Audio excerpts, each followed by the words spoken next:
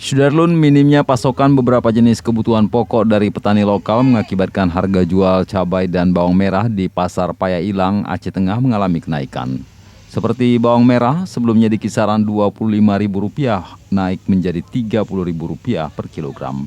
Begitu juga dengan cabai merah, dari harga Rp30.000 menjadi Rp40.000 per kilogram. Sedangkan cabai hijau dari kisaran Rp8.000 hingga Rp10.000 melonjak naik menjadi Rp25.000 per kilogram. Sementara harga tomat dari sebelumnya Rp8.000 naik menjadi Rp12.000 per kilogram. Untuk kebutuhan pokok lainnya seperti kol dan cabai rawit cenderung turun.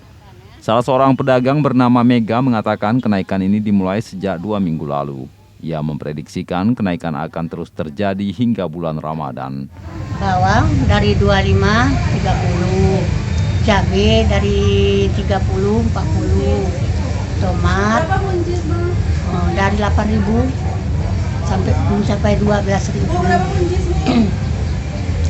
Itu yang harga yang naik. Mega mengatakan kenaikan ini dipicu akibat minimnya pasokan dari petani di Gampung Blang Mancung karena masa panen telah selesai. Maka dari itu ia terpaksa memasok barang dari Kabupaten Gayo Luwes. Dari Takengon, Budi Setiawan, Serambion TV.